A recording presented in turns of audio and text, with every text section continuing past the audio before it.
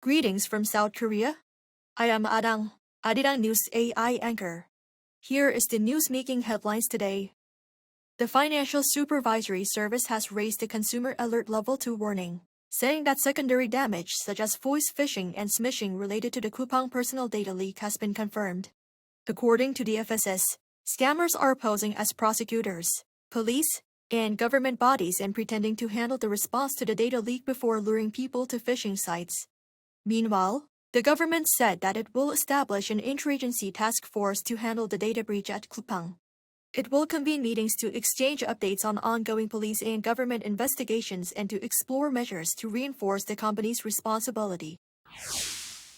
In a bold push to revitalize the nation's economy, South Korea's Minister of Science and ICT, Bae Kyung-hun, has announced plans to leverage artificial intelligence to address slow growth and achieve a 3% potential growth rate. Bae stressed the importance of using AI so it can nurture key industries like manufacturing, defense, biotechnology, and culture.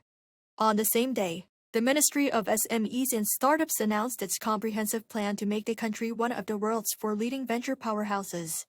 Under the 5-year plan, the government provided the blueprint to foster 10,000 AI deep tech startups, create 50 unicorns and decacorns, and grow the venture investment market to 40 trillion Korean won annually. These announcements clearly hint that AI is now used as strategic plans to revive the country's economy. National Security Advisor Ri Song-nak has met U.S. Energy Secretary Chris Wright for apparent follow-up talks to the allies' joint fact sheet. Their meeting on Wednesday in Washington would have included issues tied to South Korea's civil uranium enrichment and the reprocessing of spent fuel. The leaders of the two countries have earlier agreed upon Seoul building nuclear-powered submarines. The current bilateral nuclear energy pact bans South Korea from using nuclear material for military purposes. We earlier mentioned the case of Australia being granted an exception in acquiring nuclear-powered submarines through the AUKUS Defense Partnership.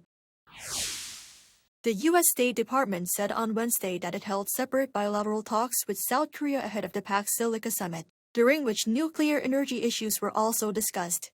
U.S. Undersecretary of State for Economic Affairs Jacob Hellberg said officials from both sides met several times the day before the summit and raised energy issues during those discussions. However, he declined to provide details, citing confidentiality. Hellberg said Washington is fully committed to supporting South Korea's energy needs, including nuclear power as well as non-nuclear sources, such as natural gas. Pact Silica is a U.S.-led alliance aimed at building a secure AI supply chain, with South Korea among its members. The popular South Korean Netflix drama The Price of Confession ranked as the most-watched non-English series worldwide on Netflix last week. Starring actresses Jeon Do-yeon and Kim Go-eun, the series recorded 5.7 million views between December 8 and December 14 according to Netflix's official site. It topped the charts in a total of 39 countries, including Bolivia, the Dominican Republic, Ecuador, and South Korea. The mystery thriller follows a woman who is accused of killing her husband and is sent to prison where she is offered a deal by a convicted murderer. That is all from me today. Thank you for watching.